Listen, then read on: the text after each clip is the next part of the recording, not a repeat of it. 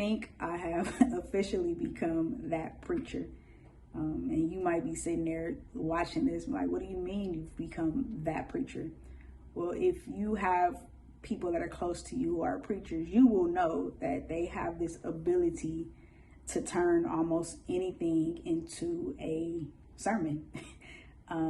If you've paid attention to preaching long enough, you will hear that oftentimes preachers will use real life examples, real life situations to make a point in their sermon, to make their sermon point applicable. And I laughed at myself the other day because I have become that preacher, and I never thought that this would happen. But this is here it is, right? This is why I say I've become that preacher. I was at a friend's house the other day, and we were talking about vacuums. She has a vacuum where you plug it up.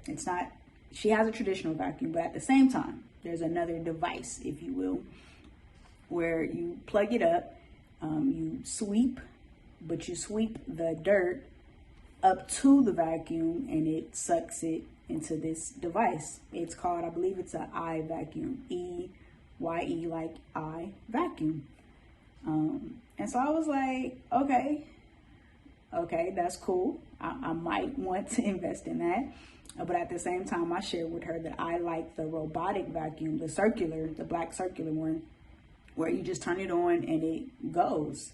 And as we were talking about it, she began to explain the difference between the two.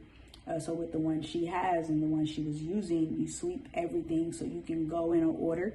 For those of us who may have some small type of OCD, we can sweep our house in a pattern and sweep it right up to the vacuum. Everything is good. But with the circular device, you turn it on and it just goes. It just goes all over the place. But eventually, every inch of the room that it can get to, it will cover it and the floor will be somewhat clean.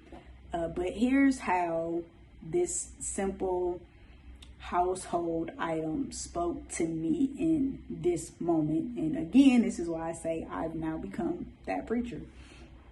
That vacuum, the conversation reminded me of life.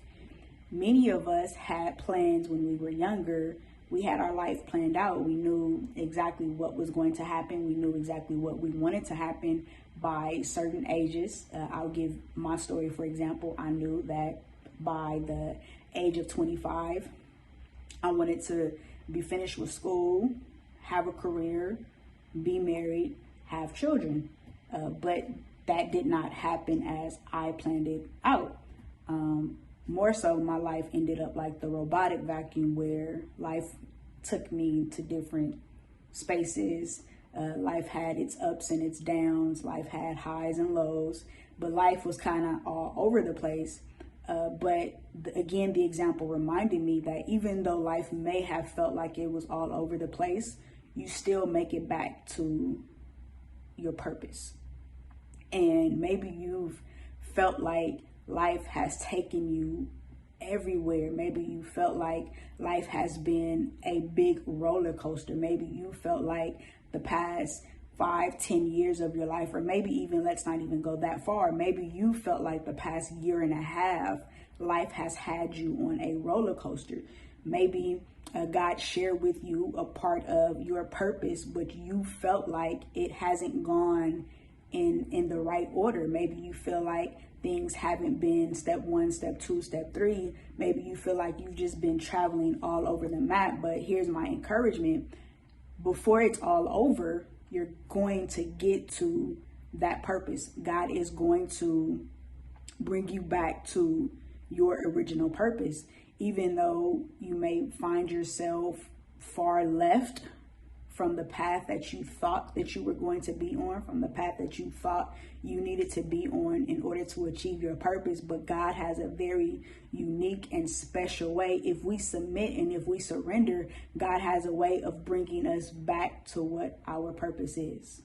And so I wanted to encourage you, and I'm also encouraging myself, that regardless of where life may take us, God is going to bring us back full circle. God is going to complete the work that he began in us. That's scripture, that's Bible.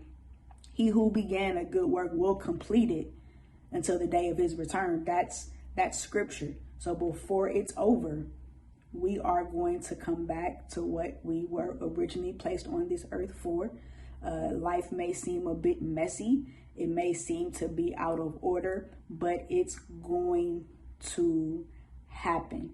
It is going to happen. God is going to complete the work. He's going to finish the work.